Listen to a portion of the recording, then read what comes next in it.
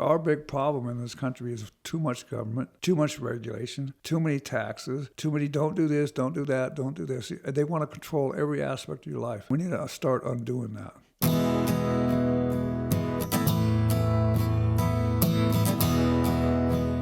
1, 2, 3, we are live with the Oregon Grape. Thank you, everyone, for tuning in. We are joined today by Ron Smith, our new county commissioner. Welcome. Well, good morning. Thank you for having me on the show. It's kind of fun it's our and exciting pleasure. here. Yeah, no, we just can't believe people want to talk to us, so we're happy to have you. Well, you know, you're going to talk to a lot of people in my office. So Okay, good.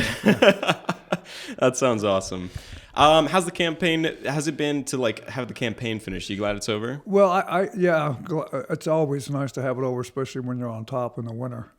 Oh yeah, right. It's not so fun. It's not so fun when it's over and you're on the Yes, bottom. maybe not so fun for Pat and Colleen, but that's all right. Yeah. Well, you know, politics. I have to tell and school people a lot about politics in a small county. Yeah. Because Josephine County is a very conservative county. And a lot of people don't understand how things go. Now, the one thing they like to say about me is I run 5 times. Yeah, I was going to ask you about that. All the past campaigns. I ran originally in 2002. Okay. This was right after we put together quite an organization, quite a group in 2000, the last year of Clinton administration, because there were some proposals out here from the extreme environmentalists to take the whole Siskiyou National Forest, 1.2 million acres, and designate that as a monument. And knowing Josephine County like I know Josephine County, which I do, I saw that as a real death quell for Josephine County to lose 69% of our county. And what were they doing with that land at the time? Well, it's a forest. It's a forest land, and I have to educate a lot of people about Josephine County because one of the questions they ask us in the forum is Josephine County has 3 of the poorest zip codes in the state, and they want to know why. Okay, well, the answer I could tell you in one word: government. Okay, government over-regulation, overburdening, over-taxation. But just the restrictions placed on us. Josephine County is a unique little county. It's one of the most highly mineralized and rich mineralizations in the western United States. We have tremendous reserves of all kinds of minerals here. And we have great timber resources, and we have some great businesses. So the question becomes, why are we poor? Why are we poor? We're poor because the government has taken away from us our rights to access those resources for our economy. That's the sole reason why we're poor. So is this something you started to realize back in 2002? You said it was when you ran for the first time? Oh, yeah. No, I got involved earlier than that. Around 96, something happened in 1994 that really hurt most of West Coast, and that was the Northwest Forest Plan. It shut down, basically began to do the shutdown on logging, which was the basic income and an economy driver of all of rural Oregon, rural Washington, and Northern California. And that plan just decimated us. It's sort of like what happened to the people in Virginia when they couldn't mine their coal anymore. Their communities began to turn toward more drug and alcohol because of the poverty. If you lose a cornerstone business, that's driving the economy. Yeah. And so we see the same thing happening here in Josephine County. So my emphasis has been always how can Josephine. I'm going to go back and give you a little history about me. Yeah. My family homesteaded in the Illinois Valley before it was cool. Prior to 1900. Yeah. Okay. My father's side of the family came to Josephine County in 1930 out of Oklahoma. Okay. Now, so I have a lot of deep roots here, a lot of family here, and I've made it my objective to understand and know Josephine County. And I do. I've spent most of my adult life studying the history and what makes Josephine County tick. So, yeah, That's good, because we're actually going to have a pop quiz at the end of the podcast. No, I'm just kidding. No, that's good. I'll get an A+ on that one. So, we started an organization to try to stop that monument. And this is what's probably put me into politics more than anything, because I found out early on in that process how do you fight a monument, because it's just simply a proclamation by the president and it's a done deal. So I began to try to figure out, how do you stop these things? So I was going everywhere, making phone calls everywhere, trying to figure out how we're going to fight this thing. And a good friend of mine joined me in that, Jim Nolan. He's a telecommunication engineer. He lives in Cave Junction. Okay. So we partnered up and we began searching, and we found an organization called People for the USA. And at that time, they were a very strong grassroots organization throughout the western states that believed that we had to have an access and save our farming and our mining and our logging. We had to save those businesses that produce from the ground. So we did that. We started a chapter in Cave Junction, a chapter in Ashland, a chapter in Crescent City. And so that went on for about a year. And so that was my start, because I had to go to the Board of Commissioners many times. And I realized how important a commissioner was at the county level. You know, being the top executives and top legislatures, they were the ones that could help me stop this monument.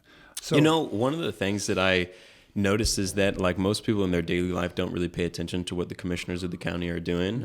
But after starting this podcast and, you know, getting to speak to John West as well as some of the candidates and things, Yes. I really started to understand, like, wow, we should be paying attention to what you guys are doing, and also be talking and working with you guys, and, you know, just sharing ideas. And because you're right, the commissioners do actually have a lot of power to affect how things go in the county. Well, they do and they don't.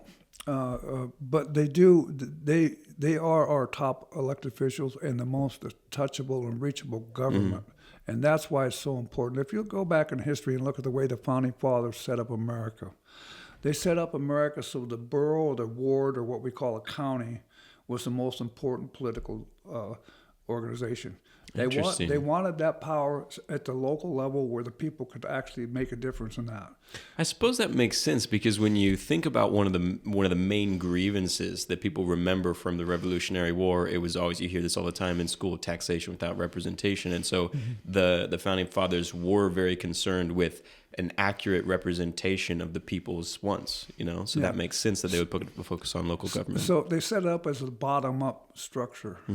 Unfortunately, probably over the last 150 years, we've allowed that power base, that planning to be centralized in state and federal government, more so in the federal government, and that's a problem. We need to try to reverse that trend. Yeah, absolutely. And get more control at the local level. Even as the commissioners are today, they're dictated by the state on a lot of what they can do and the power they can do. You know, the importance of that was really honestly shown in this most recent election, because someone showed me a map of not the states that went red or went blue, but the actual districts, right? And when you look at that map in this election, it's like 2 to 3 small blue cities. Right? Those 2 to 3 small blue cities, however many electoral votes, like that's just crazy. You know, the United States is a red state, is a red country, you know, but you have these few cities that do it. So that when you look at how these big cities are making huge decisions for the entire country, oftentimes, right? Then you're like, okay, I understand the importance of local government. We're not all the same from city to city. There's a phrase for that's been out there for a lot of years called the urban or rural divide. And that is the big problem in America. Why do you think that exists? Because the people in the city are brainwashed. Okay. I mean, seriously, Yeah. they're brainwashed, constantly bombarded through the newspapers, the radio, and the TV on this leftist. So it's type of agenda. it's like a massive scale groupthink of just everybody getting in the same mindset, closely, packed together like sardines. Well, if you talk to people in the city, they really don't. Most people don't really know where their food comes from. They think it comes from the grocery store. They don't realize it comes from the ground. I walked into a shop one time in Grants Pass here, and I wanted to put up a flyer about a meeting I was having. And she says, "Well, I don't like mining," and so I stood there for a while and I looked around her shop and I said, "You know what? Everything in your store came from mining, and you don't like it." Yeah. See, here's a truth. This is a very important truth to understand. All true wealth comes from the ground. All true wealth comes from the ground. And there's another old saying that says, everything starts with a hole in the ground. Even when it comes to planting a crop or digging up a mining thing, everything starts with a hole. It's kind of a good point, yeah. Yeah, all true wealth comes from the ground. A nation is wealthy depending on what they can produce from their land. That's why America was so blessed. But through government, we've been hindered from producing. It's like, like under Trump and his first administration, we were energy independent. Yeah. That went away real quick under the outgoing administration we have today. Yeah. Just because of government regulations. See how important that is? Honestly, that's one of the things that's going to be really interesting to watch with the Trump administration is if he does take care of the energy problem, because that one thing alone would basically single-handedly stop the inflation that we've been seeing and maybe even like reverse it a little bit. Well, I think you're right about that because when they talk about the consumer price index, and the cost of living, the two things they leave out, food and fuel, food and energy, they leave that out on purpose. Because Really? you never get a true scale on what's costing the consumers out there. Interesting, yeah. Yeah, they leave energy and food out. Isn't that crazy? Yeah, that is. Yeah, but that's government. Yeah. So can you tell me about some of the other times that you were running? Why do you feel like you never actually made it in? Like what were the blockades you felt like you were facing? Well, here like why did it happen now? Okay, here I'll tell you why. It's real simple. I'm going to educate you about. I'm going to write a book one day about this. Yeah, absolutely. Politics in a small conservative county. Okay. The Democrats in Josephine County simply do not have enough votes to get a county commissioner elected. They just don't.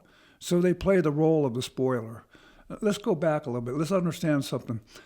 Jackson County runs a partisan race. You have a Republican and a Democratic primary. So then you have for their local elections? Yes, for their local Really? elections. Almost all counties in the state do. Interesting. See, why does Josephine County have a nonpartisan race? Because back in 1992, the Democrats realized they had to do something because they weren't getting anywhere in our county. So they floated a petition to change our countywide seats. What year was this? 92. Okay.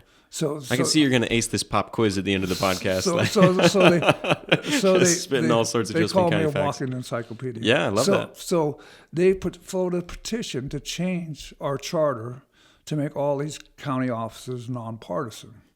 Well, I hate to break the news to you, but there's no such thing as nonpartisan politics. There just isn't. So since that time, we've had a nonpartisan race. And so the Democrats couldn't still, even with that, could not get a commissioner elected because they didn't have enough votes. So what they end up is play the role of the spoiler. So you got two Republicans running against each other. You got one guy that's kind of iffy rhino and a guy that's good conservative. Now this is experience talking. So you'll split a little bit of the Republican vote, but guess where the liberals put all their votes? On the lesser of two evils, the rhino. That happened to me twice. Interesting. So that's why I didn't get in, because I was running against Republicans. I ran against the liberal this time, and you see the results. Yeah. Is Pat Fahey pretty openly liberal? Pretty much so. Yeah. Oh yeah. He's liberal. He'd like to convince people that he's conservative. Sure. But you look, birds of a feather hang together, right? You look at who he hangs out with. You look who supported him. He was endorsed by the Democratic Party. Yeah. Josephine County Democratic Well, Party. you know what's interesting is I was curious about the whole endorsement thing because I don't know if you saw, but we had Colleen Martin on the podcast. I don't know, a few weeks ago or something, maybe a little longer, and I asked her about the Democratic nomination endorsement because I wanted to know. I was like, this is a conservative county, right? Like, do you feel like that damages, your chances of getting in? And she basically was like, well, they know that I'm conservative, and I'm not gonna tell them not to endorse me or whatever. But yeah, I thought it was interesting because I didn't know if when the Democrats are doing these endorsements, if they talk to you or how they make this decision. So yeah, I didn't know how much weight that held getting endorsed by the Democratic Party, because I imagine they're just trying to choose from the lesser of two evils at their point, from their point of view. Well, I was asked by somebody who says she's a Republican, but she's actually more of a liberal. Sure. I was asked, well, Ron, If the Republican Party didn't endorse you, you'd have taken an endorsement from the Democrats. I said, no way in heck would I do that. Simply because I can't get endorsed by that political party and what they stand for. And this is why you can't have a nonpartisan politics. How am I going to please everybody? It's impossible. I can't please everybody. Yeah. You may please everybody on some things, but a lot of times you're going to disappoint part of these guys and the other guys because their principles, their ideals, what they stand for is different. Yeah. So, well, one thing that I've talked about is there's no point in meeting in the middle unless that's the best place to meet, Otherwise you're just being a people pleaser, how about we meet at what we both feel is the best values and the best ideas, and don't move from that. Otherwise, you're just, you're. Well, you think about a conservative principle. I'm right to life. I'm for less government, lower taxes. Yeah. I'm for more freedom and more liberty. Now you take the other side of the coin. They love abortion, killing babies. They're for more government. They're for bigger taxes. Now, how am I going to please that group? I'm going to have to compromise my principles to please those guys. And here's the problem with somebody who thinks they're going to work for all the people. You know what a constituent is? I suppose, yes. Are you talking about a member of the public? Or? No, my constituents are the people that voted for me and put me in office. Okay, yes. That's who I have to please. And I cannot, without compromising my own principle and hurting the people who put me in office, please the people on the other side. Yeah. See, if you want to try to, and this is where people get, I'm going to work for all the people in the county. Well, you're going to get nothing done. Yeah. You're going to sit there and you're going to be a wishy-washy flip-flopper. And that's not going to solve any problems at all. Yeah. Well, that's that's another thing I've said on the podcast is the only way to be unbiased is to have no values at all. Just whatever, just be a chameleon on whatever people group you're in. And there's people like that. And you see it and you're like, oh, you're fake, Yeah, you see a lot of politicians like that. Telling people whatever they want to hear. Like Kamala changing her accent based on who she's talking to. Well, and that was, not to name any names, that's what I had with the problem with some of these people that were running. Yeah. I'm going to serve all the people in the county. Well, who are you going to serve? Are you going to please the people that elected you, or are you going to, how do you do that? Abraham Lincoln says you can fool some of the people all the time.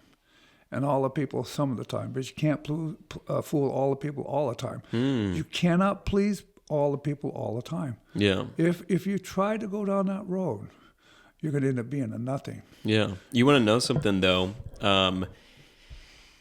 You will still end up helping those people. I remember I was this woman came into to my wellness shop and she was this was the day after the election, right? And so she was upset 'cause she was a liberal, and obviously it was a very conservative election.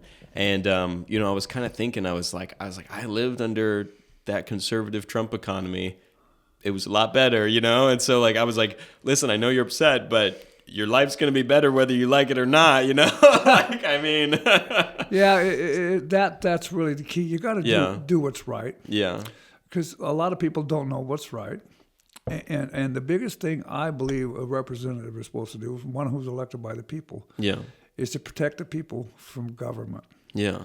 Because our big problem in this country is too much government, too much regulation, too many taxes, too many don't do this, don't do that, don't do this. They want to control every aspect of your life. We need to start undoing that. Yeah. We need more liberty and more freedom. Well, you had talked about how the founding fathers were so intent on having these levels of powers and kind of this focus on local government and making sure that those local government powers are respected.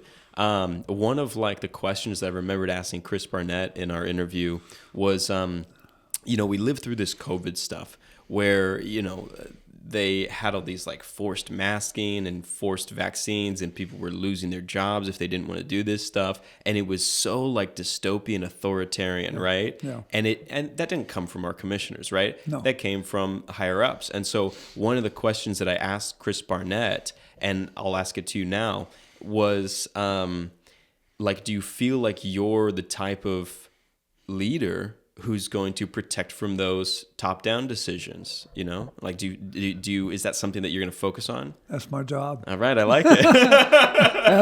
That's my job is to try to make everything more local. Yeah. See, Josephine County, they say we're poor. Okay, we wouldn't be poor if we had autonomy and the ability to make our own choices here in the county, because then we'd be very rich. The only reason we're not rich is because government dictates to us what we can and cannot do. Yeah. So you really feel that a huge part of the problem in the county, kind of restricting its economic development, is the overregulation or the overtaxation? Is that basically what you're saying? Well, let's take a look at a certain Senate Bill 100. Do you know what that is? I'm not familiar with Senate Bill 100 is your land use. Okay. Oregon is unique in the nation in that it has centralized land use planning. In other words, land use planning is decided in Salem, not at the county level. Senate Bill 100 passed in 1972. Dictates 18 statewide goals that every county must adopt into its comprehensive plan. The reason we have a housing shortage in Josephine County is Senate Bill 100. It's because of the zoning restricting Well, house it's development? because they want everything to happen inside the urban growth boundary.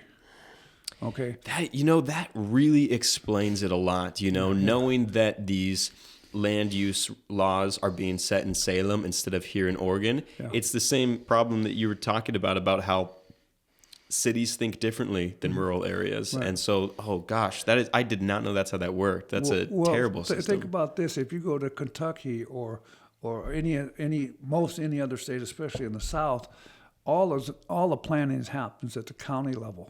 I mean, you want to build a house. Costs you a few bucks for a permit. Yeah. You want to build a house in Oregon, it costs you thousands and thousands of dollars just to get the permit process. Well, because who's going to know better the appropriate use of those lands than the people who are literally living in that community and are familiar with those lands?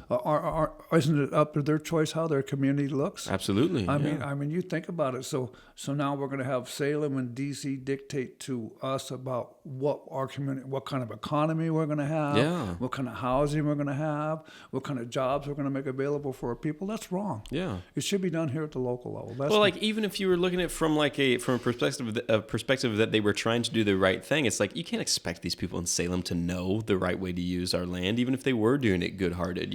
So it's just a terrible system. Well, there's a lovely word I don't like. It's called stakeholder. You ever heard that word, stakeholder? Yes, yeah. Okay, so that they're saying as a stakeholder in a company, no stakeholders in the country. Say I have a piece of property. Okay, they say somebody in New York is a stakeholder in my piece of property. Really? Is he paying the taxes on it? So they use this word stakeholder when they come to these. It's like take a forest plan. They're going to let all these people from far away become stakeholders in a decision that affects us here locally, and it doesn't affect them. Isn't a stakeholder normally someone who's invested money in a project? Well, that's what you'd think, wouldn't you? But no, it's just we have a problem in that so much of what we do is controlled from outside of it. Our problems in Josephine County are not internal. Our problems in Josephine County are coming from the outside of our county. Had we have more autonomy and more decision-making, we could make some great choices that could make our county prosperous. We'd have plenty of housing. We'd have plenty of good jobs. But we're dictated from outside the county what we can and cannot do. Especially, you got to understand that only 8.7% of the land in Josephine County is private property taxes at full rate. Only 8.7%. Okay. Then you have about 18% that's forest reserve or exclusive farm, which they get a deferred payment. Now we have almost three quarters of the land in Josephine County where there's no tax at all. Okay, that's the federally controlled land. Now let's take Jackson County. Jackson County has 11 incorporated cities with their urban growth boundaries. So they have a huge. Our county is almost 2/3 controlled by the feds. Their county is twice as big, but only 50% controlled by the feds. So when it comes to funding their sheriff or their government, their tax base is huge compared to ours. We have a very small tax base. That's our problem. For over close to 100 years, that wasn't a problem. because we got timber receipts off of our land. We got good money off of ONC. We had a fully funded sheriff for 90 years, fully funded county government for 90 years. But when that timber resource dried up, that's when we started struggling to fund our sheriff because we don't have a tax base. Didn't hurt Jackson County because they have a large tax base. Difference between night and day. Were those land use restrictions set in Salem part of the reason that timber resource wasn't able to be That used? was more federal. Okay. That was more, well, the state's been, let's take the environmentalists for an example. I've opposed a lot of what they've done over the last 25 years because I see that they're not helping us, they're hurting us. I mean, so we said, oh, we don't want to log because it kills trees. So now we're going to burn hundreds of millions of acres of trees every year because it's logging hurts the trees. Yeah. Does that make sense? Mm-mm. No. And we're going to save habitat for the spotted owl. We're not going to log, so we're going to burn this habitat. Now, how has that saved anything? I ask a question. What in the world have the environmentalists saved? What have they saved? They haven't saved anything. They've hurt more than helped. But so see how these outside influences play into our restrictions on our livelihood and our housing, everything else about Josephine County. Yeah. Control from the outside. That's the problem. Yeah, absolutely. More local control. Well, so on this land use problem you were talking about, is there something that you can do as a commissioner to affect that if the decisions are coming from Salem? Well, that's one thing that the commissioner is a big part of what a commissioner does is land use policy. So if you want a lot line adjustment, you come before the Board of Commissioners. If you want a zoning change, you come before the Board of Commissioners. But the Board of Commissioners are kind of hamstrung because that planning allows only certain things to happen. Okay, so land use is very important, very, very important for a rural community. Right now, we're struggling with probably 4,000 to 5,000 housing units short. Just for our own population. Have you noticed the price of houses in Oregon? It's been up. Yeah. Well, that's partly because of that centralized planning. You said 4,000 to 5,000 houses short, basically. Yeah, housing units short. There could be apartments or whatever. Yeah. Oh yeah, we're very short, and that's because I talked to a prominent developer. This is part of our problem here, and may change now with the last election. But I talked to a prominent developer. He said he could develop a piece of property in Jackson County, Medford, at half the cost he could in Grants Pass. Half the cost. Half the cost. Half the cost because of permitting process and all the hoops you got to jump through. Yeah. Well, my dad grew up. Well, he didn't grow up, but when I was growing up, he was a contractor and he was a home builder, and he built lots of really beautiful. I guess higher up houses. Wealthier earner houses. Very, very nice houses. I don't know of any builder that I've ever met that had a positive experience with the planning department or with getting all their permits and their regulations. It was always a hassle. It was always too expensive. It always took too long. It always delayed the project, Yeah, I get a lot of calls about planning. Yeah. Planning is way too restricted. The way that Senate Bill 100 is set up, you got these 18 statewide goals. So the state has a minimum of what they want to meet these goals. Mm-hmm. The county is required to be as strict, or they could be more strict. Okay. They cannot be less strict than what the state's demanded. See how that hamstrings us? Yeah. Yeah. So the commissioners. We would love to have more housing here, and more development here. And I think we can get it done, but we're going to push a lot to try to repeal Senate Bill 100. Mm-hmm. I think that would be a big and a tremendous boon for Josephine County if we could repeal that. We could probably build enough houses to meet our needs then. What is the process to repeal that? It would be a statewide petition, Mm-hmm. an initiative petition to try to get people to sign that. Then you could bring it to a vote of the people. And the people could decide again whether they wanted to keep that law or get rid of that law. Okay. But it's so is it almost like a recall process, except for with a... Yeah. It would be. It's like a recall process in that you'd have to submit a petition, get the required signatures. to submit that to the Secretary of State. Once the signatures are all validated, then it would go on the ballot and people would vote on it. Okay. But that's something that really needs to be done here in Oregon. And that's something you'll be pushing for as commissioner? Well, it's just not a one-man job. Sure, yeah. It would have to be a group of committed people, but not only a group of committed people here in Josephine County, because this would have to be a statewide effort. And most of your support would come from outlying rural communities. Yeah. Because they're the ones that are hurt the most by this. Cities with the urban growth boundaries, they're not hurt by Senate Bill 100. It only hurts the rural counties. Yeah. No, honestly, I mean, that would be such an amazing thing for the community. You know, I mean, it would be. Yeah, it'd be. I mean, I could imagine it helping farmers being less restricted on how they could use their property, and then of course for developers building homes less restricted. Even just like basic homeowners and stuff, how they could, I'm sure it would help with like additions or adding, additional property or additional buildings to their property to do like, condos, whatever, rent out, it'd really help. Yeah. Well, think about what the state's doing now with water. Mm-hmm. Okay, what they're telling you ever go to the farmers market over here? Of course, yeah. What they're telling those people in these small scale farmers who are making a living off of producing some produce or whatever they're producing, they're telling them now, if you don't have a water right, if you don't have bona fide water rights, you cannot sell vegetables to the public. Okay. So a person who can grow a garden using his own well is not allowed to grow vegetables and sell them to the public. That's what they're trying to go with this. Water's going to be the biggest key. What's a piece of land without good water? Oh, yeah, nothing. Well, not for farming, yeah. Well, I mean, if you don't have good water, you won't do a lot on it. Yeah, absolutely. So water's a key issue. Yeah. But the state, because the state is so in bed with the environmentalists, it causes a lot of problems for us. Yeah.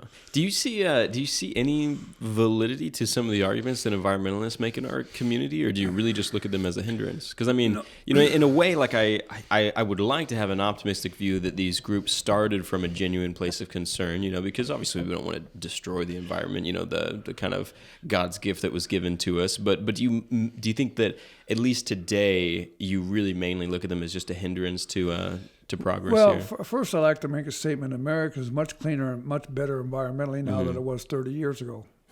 But what sense does it make for us to kill American industry, cutting down our emissions when China is building dozens of coal-fired plants? Yeah. So I think, and here's the way I look at the environmental movement. The people on the ground, the ground troops that go out there, they totally believe in what they're doing. They're committed to it. The leadership knows exactly what they are. Okay, that makes sense. Yeah. So you do feel that a lot of these kind of activists in the environmentalist groups, they've kind of been a little bit brainwashed or whatever into believing that they're really kind of doing God's work out here. Oh, I can't take that away from the people at the ground level. They know exactly what they really believe that they're saving their earth. Okay, driving a Prius is going to save everything. Yeah, but even though you still have to mine for the lithium and all that. Yeah, it's crazy. Yeah. I think I read something where it said that in order to become carbon neutral with your Prius or whatever, or like your electric car, you would have to drive it for like 40 years before it became carbon neutral, just because the production of the car produces, more carbon than just the actual driving around like an old Beat or Toyota or whatever, right? Yeah. Yeah, no, I think it's crazy. I think that you do start to see the truth of like a different motive with these environmentalist groups when you start to look at the actual statistics or the actual like numbers of who's producing and who's polluting and stuff. Because one of the things that I always thought was crazy is that you're right. The United States does have much stricter rules on environmental problems and things. And so if you wanted to have a cleaner world, cleaner air, right? You would want the United States to be producing energy. Correct. Because if China's doing it for us, if Russia's doing it for it, they don't regulate as much as us, And so it's just like crazy, because if you're really coming from this place of, I want to like save the world, right? Mm-hmm. You would want the United States to be producing your oil, like that we do it much cleaner, Yeah, we do it. And it's funny, talk about electric cars. Electric cars don't produce electricity. Yeah. They just have a battery. Yes. Something's got to produce that electricity to charge that battery. Yeah.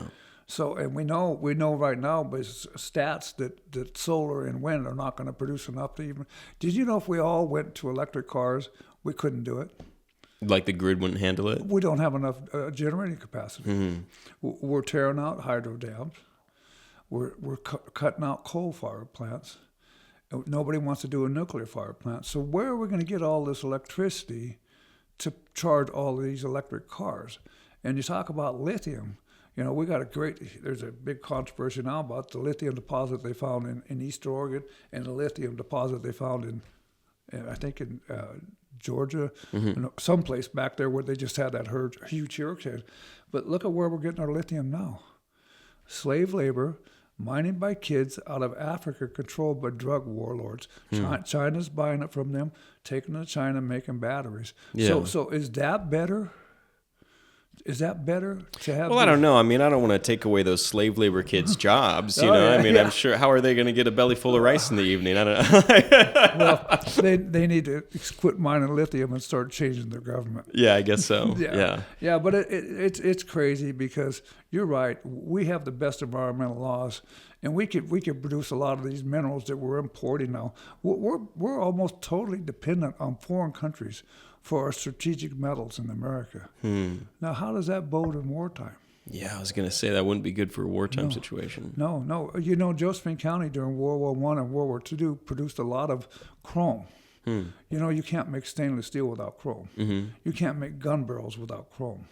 So chrome was very important. It's an anti-corrosive metal, isn't it? Yeah. They added to all kinds of steel to make stainless steel and everything else. But we have in the past produced a lot of chromium here. We don't have any producing now. Interesting. But you know, there again, here we are, a rich county, and the only reason we're poor is because we're overregulated by government. Yeah. So can you talk a little bit more about, because we're talking about this land use thing, and you were saying that obviously you're going to be in support of like getting rid of this. What would you call it? Senate Bill 100. Senate Bill 100. Obviously you're against this, and you'd love to see it repealed. What are some other things that you're looking at that you would like to, like while we're waiting on this, while we're waiting on our energy things or whatever? What are some things that you're looking at doing here on the local level that you're kind of gonna what's your top 3 goals you're going to take right here in Josephine County? Well, the big thing I like to see is streamline the planning department. I've heard so many horrible things out. That would be great. Planning is such a hindrance to development. I've got a couple of people that came to me and wanted to help me solve some of their problems. Now that I'm in there, I can start working for them. But it revolves around zoning and planning, and that's such a hindrance to development. So that needs to be streamlined. That whole process, the permitting process, needs to be fair. The prices need to be lowered, and the way we're going to do that is we're going to have to just tell the state, we can't do it. Well, and that's almost what I was going to ask. Is, I mean, you were talking about how the founding fathers tried to set this up to where local government was going to have more control than state and federal government, and obviously that's not how things are nowadays. But is there can you make constitutional arguments about this stuff? Like, hey, we're not going to follow this. This isn't how we're supposed to be running our county. I think that's a good research project because I think a lot of our ORSs, our state laws, actually violate our Constitution. Yeah. Well, there was some quote from like a founding father like Thomas J. or something where he was saying that you actually have an obligation to not follow laws if they break the Constitution because the true law of the land is the Constitution. And kind of same for like state of Oregon, our state constitution, that's the true law of the land. So, at least some of the mindset back then was that not only is it not unjust to break a law if it's in contrast to the Constitution, but you actually have an obligation to push back against that law. They called it duty. It was your duty to do it. Absolutely. Yeah. Well, I think that's going to happen more and more in America. I think people are just fed up with the government not obeying their own laws. They seem to be selective in how they enforce their laws. But yet, if we tried that, they'd come down on us. I think the biggest thing I'd like to see changed is for us in the county to be able to get back out there on that public domain. Now, see, they used to call it public domain. Forest Service, BLM land was public domain for years. Now they want to call it government land. It's not government land. That's held in trust for the people of America. But in Josephine County, that's a huge deal. It's a huge deal because right now I know of several mining companies that would love to come in here, start a big mining project, employ people in high wage jobs, and create some economy here. But because of government regulations, they can't. I know one gentleman just wants to mine gravel, high grade gravel. We don't have a gravel mine in What can you do to help those individuals? Well, just stick with them. Just stick with them, help them get through the process. Make sure that whatever they have to get done to the county is streamlined for them. But then most of it, this hindrance comes out of the state. Most of it's state. The state's a big problem. What we need to do in Oregon is turn Oregon red. We need to get rid of vote by mail. Go back to, just Shasta County, California, forced their county to go back to paper ballots and hand counting. If you want to know about it, go online. There's a series of videos called Red, White, and Blueprint. It tells the story of how Shasta County got rid of vote by mail, went back to paper ballots and hand counting. I think it's a good example of what we could do here in Josephine. Did they see a change in the voting demographics after that? Sure. Yeah. Big difference. Yeah, they were legal. Yeah. They were honest. They weren't fraudulent votes. Interesting. But see, if we're going to have a challenge here in Oregon until we can get rid of this vote by mail system. And this is why I was hoping so much to see Dennis Littleton get elected as Secretary of State. He would have made a difference in that. Yeah. But who was that? Dennis Littleton, our senator from Klamath Oh, Falls. yes. Now his wife is now a senator. Okay. In his place. But Dennis had a great statesman, a great understanding of the Constitution. And I think we could have seen a change on this vote by mail because that's really the killer for us. Yeah. Well, I mean, we talked about it briefly before the show where I was like, the more you think about it, the more it sounds crazy to do the vote by mail thing if you want to have a legitimate election, Because I was talking about how, whatever it was, November 16th or 17th when all the ballots went out, I was like, what is stopping me from going down my street and taking out everyone's ballot from their mailbox and then just mailing it in myself? Because all I'd ask for is a signature. I can fake a signature. I'm an artist. I don't know, whatever. But I was, there's gonna be some people who are gonna make a fuss, but there's gonna be a number of people, assuming I don't get caught, right? There's gonna be a number of people who aren't interested enough in politics that they're just be like, oh, whatever, I guess my ballot never came right. And then you get to put all these votes that you wanted, and I gotta believe stuff like that happens, And then you have the dead people voting and that sort of thing, Yeah. Well, that's a real problem. Oregon just got sued by what's it called? Judicial Watch. Okay. That's a national watchdog group. Oregon just got sued. A lot of states were sued by Judicial Watch. They have a lot of power, a lot of lawyers. Okay. And they're making them obey the national, it's a law that they pass about voters. They're supposed to clean up the voter rolls. They're supposed to do that. But do you know our county clerk cannot take anybody off the rolls for 10 years? No matter if they're dead, moved, or whatever. Why? Secretary of State. I told you. What's the purpose of a law like that? Well, it allows a lot more ballots out there that can be harvested. So there's no real argument to have that apart from if you want to have fraudulent elections. Is that kind of what you're saying? Pretty much. Yeah. Pretty much. Why they're required by federal law to clean up the voter rolls, but they don't do it. Or Oregon, and in our county, we probably have over 100% of the people registered to vote. That's not right. It doesn't happen. Yeah. So that's fraudulent. The dead people voting thing was such a big thing that you would see these these jokes online where people were like, if I die, don't let me vote for Biden. Yeah. Well, that's it. Because it was happening. Well, think about it now. Motor voter laws. No, I'm not familiar with that. Motor voter is something that passed in 2016 in Oregon, that if you go to the DMV, if you go to the Human Resources, DMV or Human Resources, they automatically register you to vote without your knowledge and consent. And then they usually either make you a non-affiliated.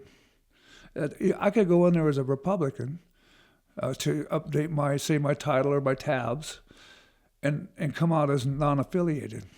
And then it comes election time, I wonder, why didn't I get my ballot? Or why did I get this goofy ballot that doesn't have anybody on it? It's because they're registering people without their knowledge, consent. They're registering people without showing ID. Yeah. So they recently in the paper they said, well, we found about 1,200 illegal immigrants that were registered to vote. Wow. I bet you that's more like 120,000. Yeah. But they're not going to admit that. So you end up with all these ballots, and most these illegal immigrants are scared to death to vote, but they got a pile of ballots out there in their community. Now they were down in Berkeley, not this election, but the election before. They were paying these guys $250 per ballot. What? Yeah, paying them $250 for every ballot they could collect. Who was doing this? Well, the left. Yeah. People who wanted those ballots. Is that what people mean when they say ballot harvesting? Yes, it's part of that's a ballot harvesting. Yeah. Or I could go to the old folks' home here and go around and talk to all these people and sit down and help them fill out their ballot the way I want them filled out, because they don't know. And get their signature on it and grab a whole bunch of ballots, take them and drop them. That's harvesting. See, that's crazy that people would do that, because I was even like, I was like helping my friend fill out her ballot and stuff. And I was even trying to be like very like I was like I don't know if this is legal, so I was just like being like, you just you hold the pen, you do what you're doing, all right. I was like, but then you have people out there, because it's like a sacred thing. It's like you don't tell people how to vote and stuff. It should be a sacred thing. It's a great thing. I was like, you're licking this envelope. I don't want my DNA on. No, I'm just kidding. That's a problem. It's a real problem. The way we vote's a real problem. It's a huge problem. Yeah.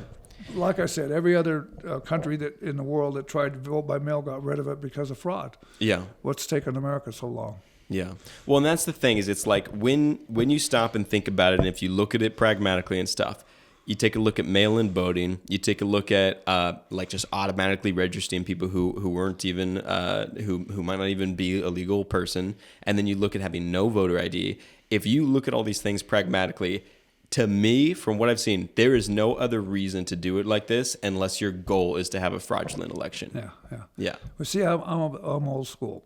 So I remember going down to my precinct. I would go walk in. There would be a lady or a gentleman across the table. They'd have a list of the registered voters, and I would show them my ID, and I showed that they would say, check me off the list. They'd give me a ballot. I go vote. I turn that back in. By the end of the day, we knew what the vote was. Yep. Now, why does it take 3 weeks to find out? Yeah. Well, they need more time to cheat. Yeah. That's what it amounts to. Yeah, that is nuts. It can be done all in one day, just like there's nothing's changed. Yeah. You count them at the precinct level, so you have a group of people that count. It was done for 100 years in this country. It doesn't matter if the population is large, or just get a few more people to count. So you can count them all right there at the precinct level. The precinct turns that number into the county clerk. She collects all those numbers, and you know by the end of the day. Yeah. Why don't we do that? You know what's really interesting is that, like I was saying, this is one of those issues where it seems cut and dry. It seems like why would you want to have these, these processes that encourage fraud, right? Right. But the thing is the unfortunate thing is that it does seem to work in, it usually, from what I've seen, it seems to work in Democrats' favor. And that maybe has to do with illegals voting, or maybe it's just they're the ones that have taken advantage of this situation or whatever. And so I don't know what the process would be to get mail-in voting overturned, or to get this, what did you call it, the thing with the DMV? Oh, a motor voter. Motor voter thing, yeah. I don't know what it would take to get that recalled. Do you think that's possible for us to get that type of stuff recalled? We have to get control of the legislature. Mm-hmm. To change a lot of this stuff is going to mean we have to have control of our state legislature. And that's going to take, you remember with Dennis Richardson? Do you remember that? He ran for governor a few years back. I believe I remember that name. Okay, well, Dennis Richardson was a very good conservative, and he was a Secretary of State. He ran for governor. Had all the conservatives voted, he could have been governor. Okay. Tina Kotek won by 43,000 votes. 43,000 votes, that's how she won. 126,000 conservative ballots were left sitting on the table. Why? The lack of, I thought most of my life the thing that was going to destroy America was apathy. Yeah. Apathy. Just lack of voter turnout? Well, maybe they feel like their vote doesn't count, or or some, and this is, and I'm Christian, and this is, I'll say this, a lot of the Christians are just sitting and waiting. They figure, well, I don't have to do anything. Jesus Christ is coming back. So all I got to do is be a good person and wait. I don't have to vote. Yeah. I don't want to be. Hey, part you still got to live here before Jesus comes. Like, yeah. That's where they're missing the boat. But they're getting all those conservatives to vote is important. I think what we saw this election was that. Yeah, it was really crazy how things went this election. I was not expecting it to be that red. Well, I think a lot of those people that have been sitting on the sidelines or not turning their ballots decided, hey, even the Amish were voting this time. Really? Yeah, the Amish, they voted last time, but they were voting in mass this election. Interesting. I didn't know we had an Amish population. Well, not here so much, but nationwide. Okay. But the Amish, and that's saying a lot that they would come out and vote. Yeah. Because they really don't. Because they don't pay for gas, I don't think. No, and they're not in the modern society. But we've had a lot of things come down on them, like they wanting to produce their farm produce and being able to sell it, and the government. That's true. Yeah, overregulation would probably be really annoying for someone who's basically just trying to live off the land and be kind of separate from modern society. Well, it's just like these farmers locally. They're trying to grow food, but now the state's saying you can't do it unless you do it the way we want. Yeah. I mean, come on. How much government do we want? Yeah. How much in our lives do we want government to control? So on that note, are you looking forward to working with John West? Because it sounds like you guys are very aligned on a lot of some of your views, especially on the size of government. One of the things is I talked to John. I hope this is okay to say, but like I talked to John West at that election party thing, and he was telling me about all the people that he's gonna let go, or whatever. How he's all the ways he's looking to cut again. And I was like, "Why are you telling me this, man?" I was like, "I'll keep it zipped up until the let everybody know." But he's very big on cutting out,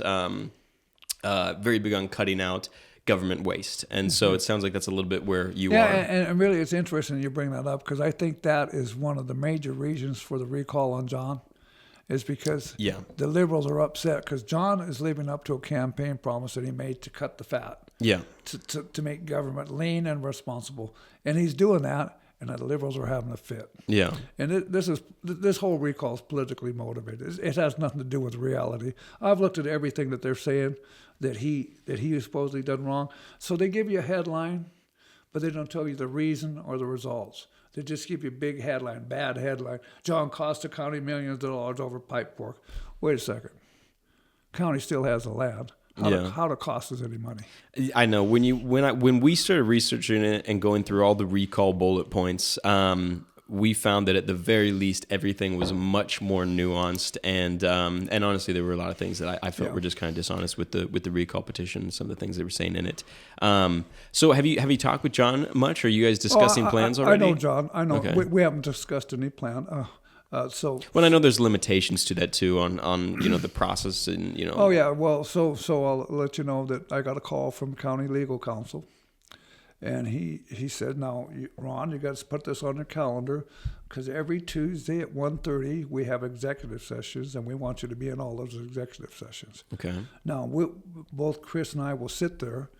We probably will not be able to say anything, but we're going to sit there and see the process, and we're going to see the issues that the county is dealing with today, so we don't go in there flat-footed.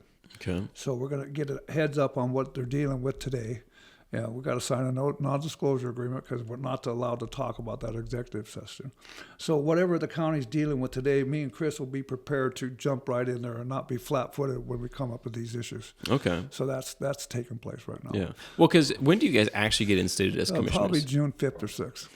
Oh, really? It takes that long? I mean, no, July, January. What am I January. talking about? Okay. I was like, I thought it came up at the beginning of the year. I was hoping summer would come back. No. Yeah, I was like, wow, well, you got some time to just kind of hang out for a bit. No, it'd be January. Okay, very nice. Yeah. So it's so you get to have Christmas and then you go to work. Now, I'm gonna take a little vacation. I've been working hard. Okay, nice. I've been working full time and campaigning. Yeah, I know. It was hard to get the schedule to get you in here. I was like, fine, we'll do it. We'll do it at 7:30 in the morning if that's what you want, Ron. That's all right. I'm gonna learn it right. I had to drag Eddie out of the bed to run cameras this morning. You told me you were an early riser, so I was. And sorry, Ed.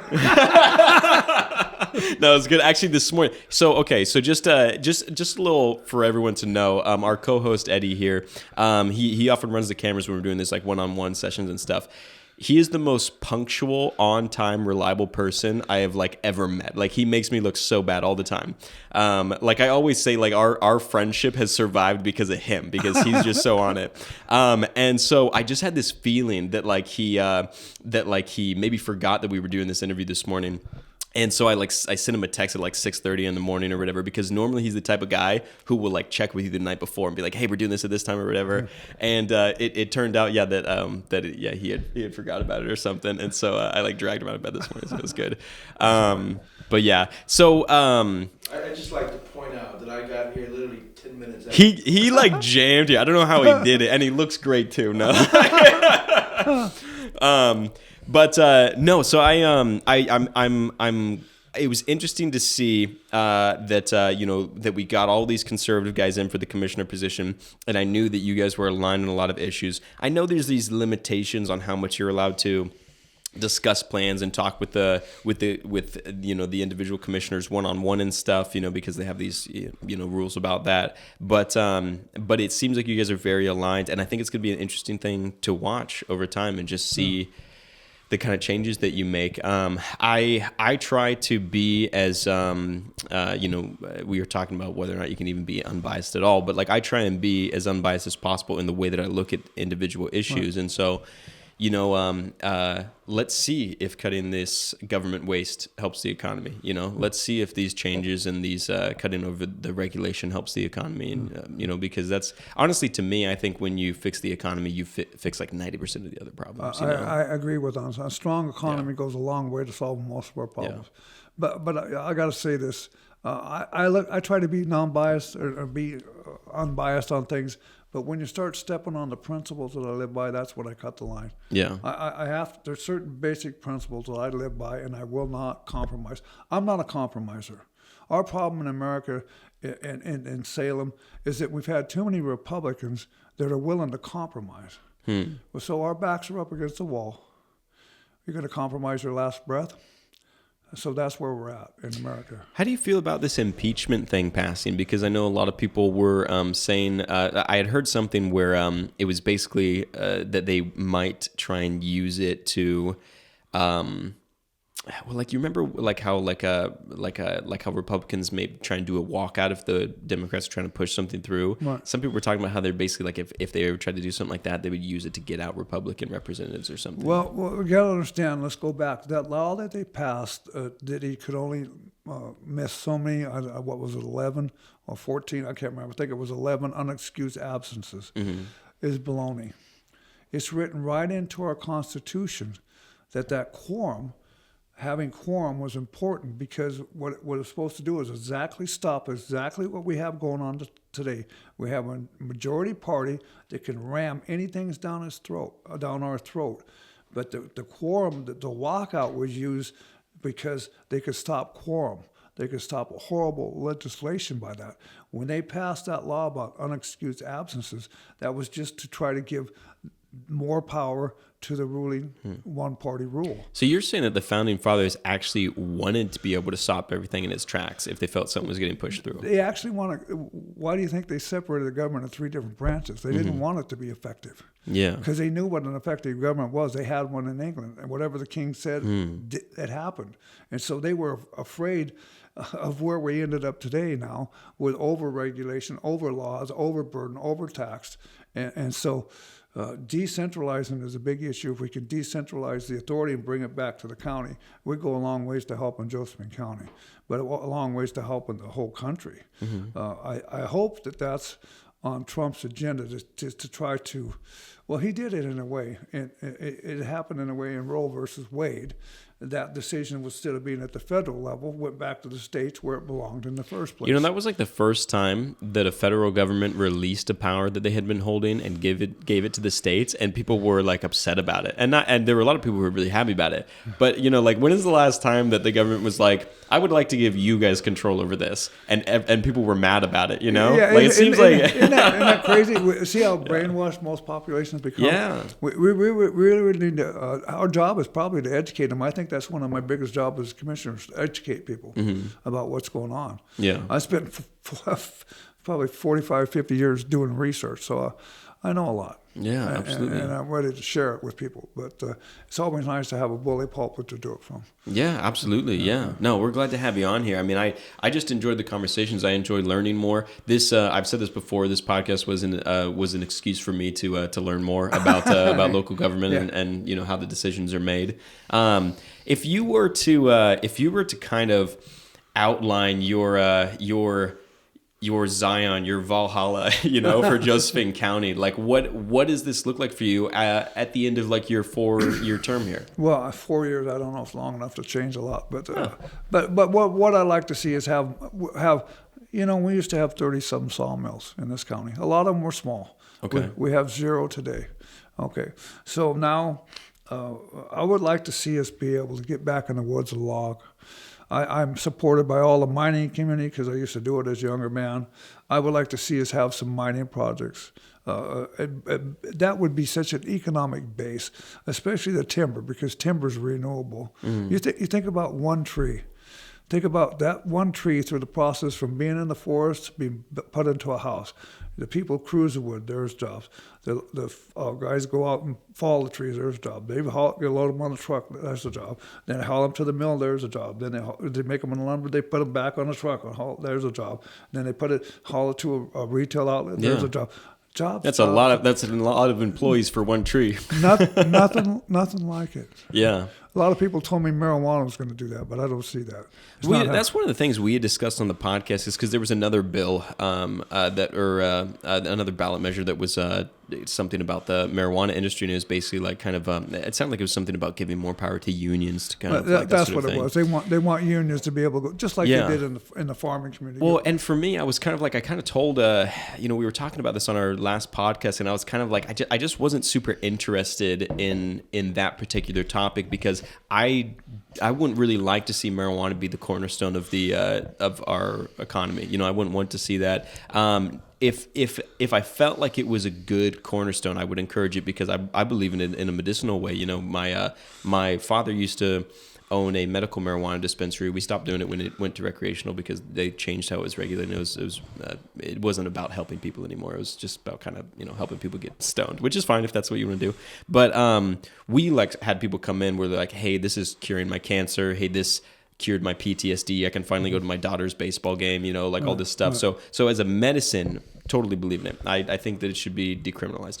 But I'm not sure if it's a good cornerstone business for the economy. I think hemp might have more potential there because you can build textile products out of it. You can actually build building materials out of it. But one of my questions for those industries, you were specifically talking, I told you it's early, specifically talking about timber and mining. These are industries that are just filled with strict regulations, from my understanding. Oh yeah, very strict. So it seems like it's like an uphill battle for these, and I think that we should work on them and encourage them. Do you see any other industries that could give a similar boost to the economy? And I think there's a lot of things we could do. We got to think outside the box. We got to get creative.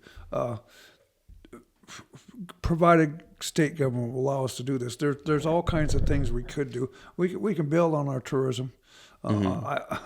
For years, I heard the environmentalists tell us, well, ecotourism is going to save us because people are going to want to come here and look at the flowers, I'm sure. But I don't believe in that. But we could build. That doesn't seem like a strong enough draw. Other counties have flowers. Well, yeah. Well, we got the Rogue River, but what other draw is there? Yeah. We're probably never going to be a great tourist designation. There's ways we could change that, but though they're huge projects. If anything, it may be longer down the line. But I think there's ways to encourage it. What I'd like to see happen here is more light industrial. Mm-hmm. You got the Merlin Industrial Park here. It's a great location. You have out in the Illinois Valley, I don't know what you know about the Illinois Valley, but they have an economic empowerment zone at the airport. Their airport's actually bigger and longer than the airport in Merlin. Mm-hmm. So you got these 2 industrial parks set up right by the airports. Okay, what we should do is, as a county commissioner, what I want to do is actively go out and seek businesses that want to move here. And then I want to give them incentives. I want to give them some tax breaks, make it easy for them to build, do everything we can to roll out the red carpet and get these light manufacturing jobs in here. Yeah. It's sort of like master brands. They employ a lot of people. Problem with master brands, they don't use an Oregon product in their cabinets. They bring it in from someplace else. But if we could... You're talking about raw materials, wood and that sort of thing? Yeah. Yeah. It's like Fire Mountain Gems. They don't use an Oregon product. Their products are all brought in here and sold out through all the world. So you look for something that's going to use an Oregon product, say timber, and timber should be used. But if we produce it here, make something out of it, and sell it someplace else, that brings a lot of money back here from the very beginning. So light industrial that uses a product that we produce here would be ideal. But we need to actively seek these businesses. We need to roll out the red carpet, figure out how we're going to entice them to get here. But we need to do it. We need to be proactive in that area. Yeah. Because that's going to bring jobs. It's like you said, the economy raises all ships. It's like an incoming tide. It's going to raise all the ships. Yeah. So it helps in a lot of ways to have a better economy. Well, yeah, like one of the things that I always say is like, why are you upset that the government isn't paying for your health care? Why are you not upset that you can't afford your own health care? Why are you upset that the government isn't paying for your schooling? Why are you not upset that you can't afford to pay for your own schooling? It's like anytime you help the economy, you give more control to the people, less control to the government. Yeah. And one of the things about bringing in extra jobs is like the effect of having, like, say that you can actually get to like a job surplus, where you have like more people hiring. What happens is that, it's kind of like a supply and demand thing. That works for employees as well. If there is a demand for employees, well, if you want them to work for you, got to pay them more, Yeah.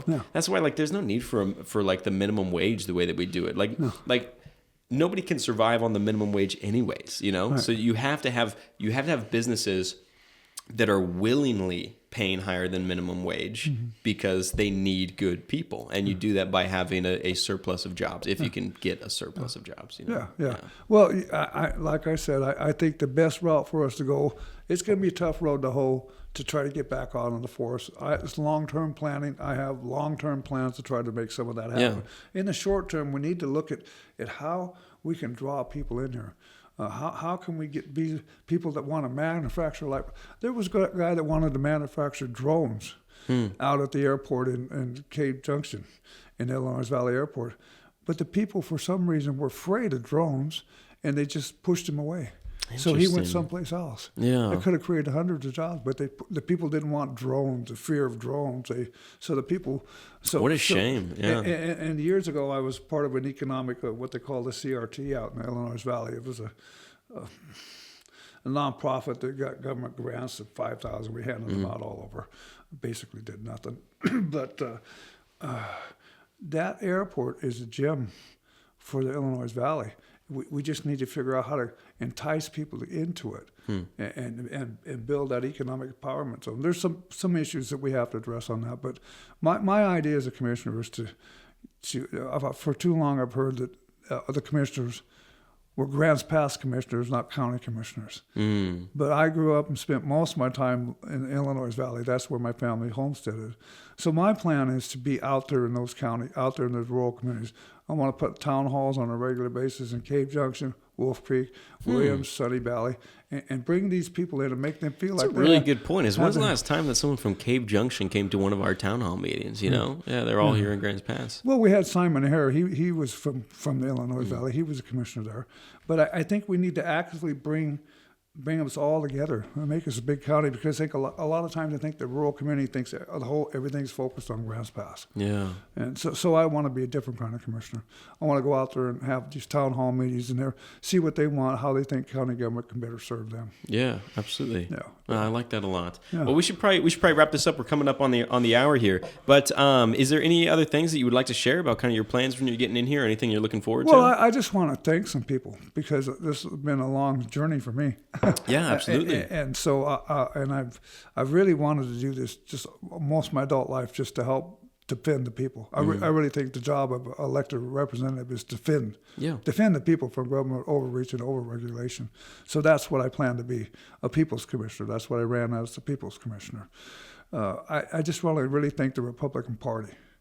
They did a marvelous job in this election. And then there was a lot of other people that supported me, and I couldn't go down the list of how many people it requires to have support to have the kind of victory we had in Josephine County. So just a big shout out and a big kudos to all those that worked so hard to make this happen, because it's a team effort. Yeah. But I wanted to encourage everybody to remember that what we have going here now, we can't let it die out.